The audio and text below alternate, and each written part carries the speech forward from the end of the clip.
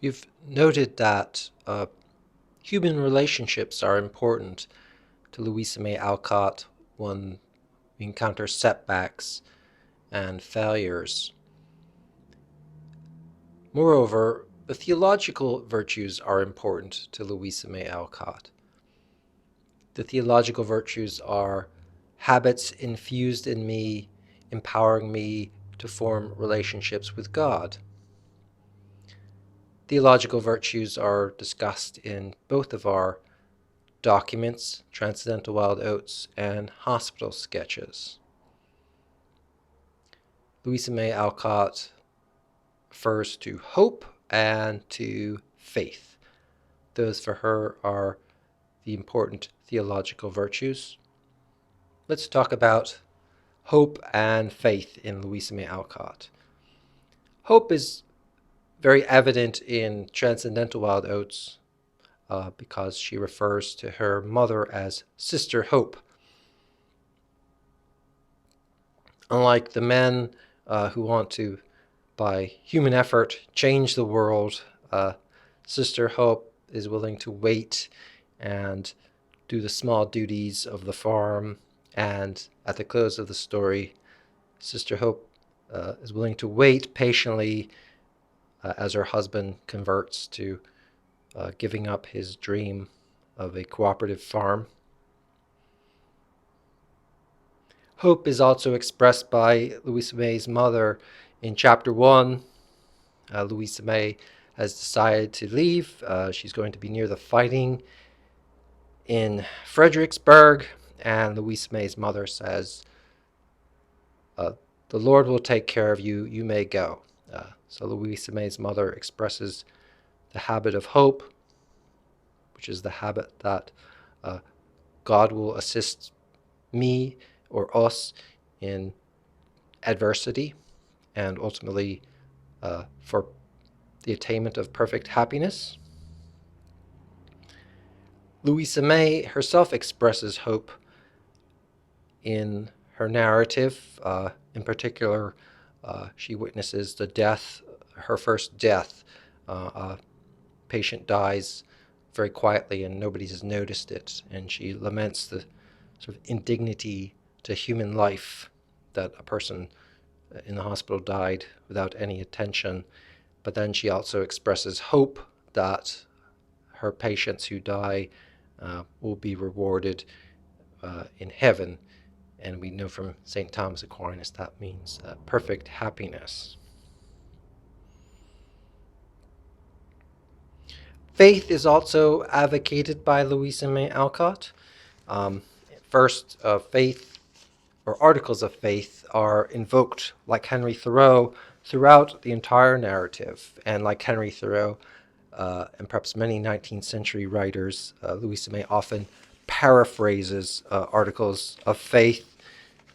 And like Henry Thoreau, articles of faith sort of function to contribute to her deliberations, or they support her convictions. So, for example, on page 24, Louisa May has observed that they're running out of food for the patients, and the head nurse says, we're going to, give them all the food we have, and I'll donate my food to the Lord by giving them my food, giving the patients my food. And Louisa May is suddenly comes around to realize the truth of the head nurse's statement that by, and this is a quote, by tossing her bread to the waters, there's no doubt that her bread would come back to her buttered.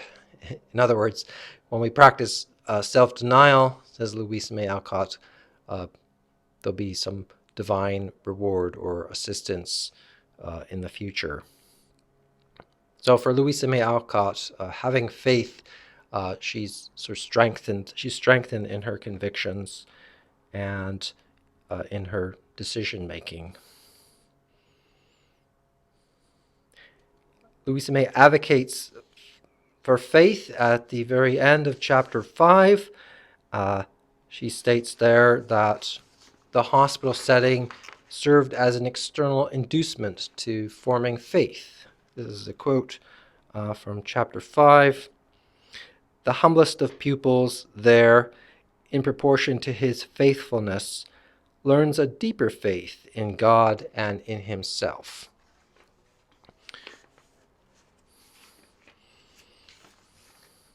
However, Louisa May also gives evidence of antagonism between faith on the one hand and reason on the other.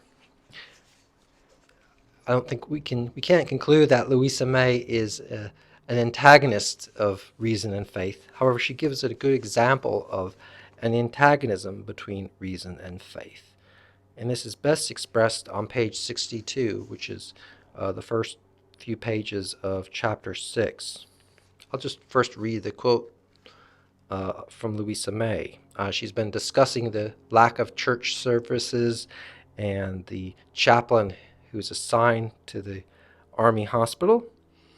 And she has some criticisms about the services and the chaplain. And then she says, even the fine old Bible stories, which may be made as lifelike as any history of our day by a vivid fancy and pictorial diction,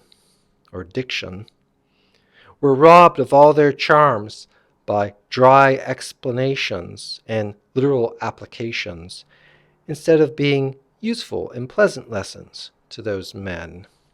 This is similar to Louisa May's objections to the intellectual life of her father. The chaplain was a professor at a college, and when he gave sermons, he provided scientific insights and explanations of the Bible stories. And Louisa May complains that this failed to serve as an external inducement to faith in her and other patients. And then she goes on to say that the singing of hymns did a much better job at inducing faith in her. And if the Bible stories were read with sort of a literary touch, that would have helped to induce the patients to faith. So in short, she observes an antagonism of reason and faith, or faith and reason, which is very similar to her objections to the intellectual life. It's also worth noting throughout Hospital Sketches that our author observes some of the physicians were skilled scientifically at surgeries and repairing the human body, but being so scientific, they also lack the feeling and the ability to relate to their patients, which she thinks is important for human beings. However, this isn't true of all of the physicians. She notes some of the physicians were both talented scientists and also courteous and engaging persons.